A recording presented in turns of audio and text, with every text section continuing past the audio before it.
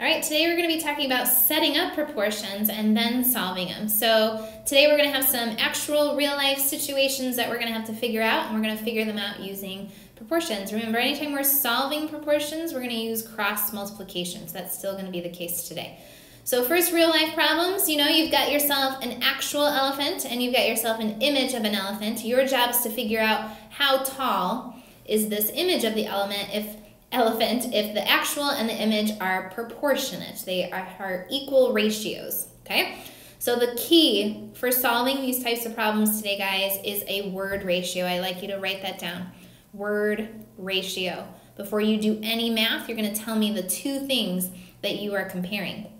Okay, so today I'm comparing an actual elephant to an image. So my word ratio is going to be as simple as doing A for actual over image. This is my word ratio. That means any information that is about the actual elephant is going to go on top, and anything about the image is going to go on bottom. That's what I'm going to stick to. I know it seems silly, but that is so important for these types of problems. So let's figure it out. Let's figure out how tall is the image of the elephant if it's proportional.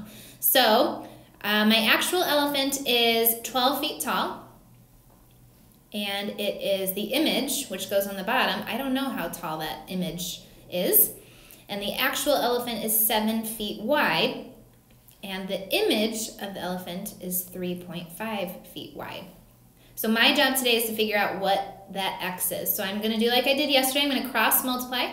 So I have 7x equals 42. 12 times 3.5. I'm going to divide both sides by 7.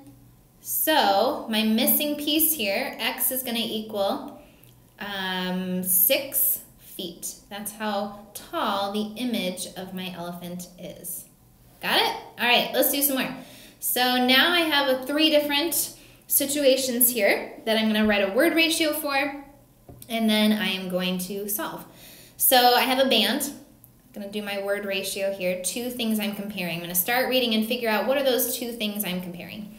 So if I have a ratio of girls to boys, right away it's telling me this is what I'm comparing right now. So I'm going to put G to B, girls to boys.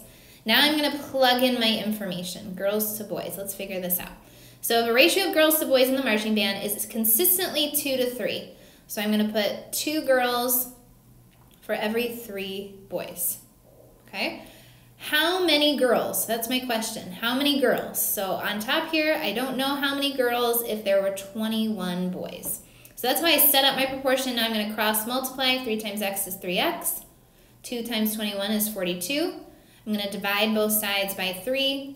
So that means I have 14 girls, and my units are super important today, if there are 21 boys. Okay, easy as that. Next one, oops. Now I'm talking about baking. So now I'm going to set up my word ratio over here. I'm never going to start without that. So it takes 2.5 cups of sugar to make 4 dozen cookies. So the 2 things I'm comparing are cups and dozens of cookies. So my proportion, if it says 2.5 cups of sugar on top, makes 4 dozen cookies. How much sugar? There's my question. How much sugar would be needed? So x is going to go on top if I need to make 10 dozen cookies. So notice that I'm making sure I'm staying organized. I'm going to cross multiply. 4x equals 25. Divide 4 on both sides. How many cups of sugar do I need? 6.25 cups of sugar. Okay? Last one, I'm going to try to squeeze it in here, guys. So if a skate ramp frame is 6 feet wide and 4 feet tall, it's enlarged to a width of 8 feet. How many feet tall will it be? So the 2 things I'm comparing, I'm going to write it right here on the side. Go ahead and move on without me if you think you know it.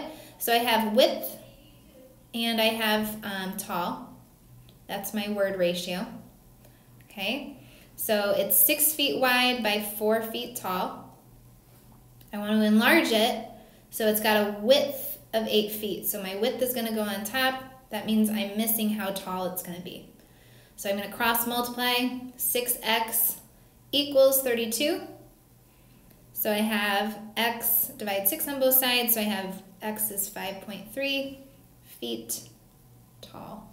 Thanks for bearing with my terrible handwriting here for this. Okay, so that's what we're doing. We're setting up and we're solving.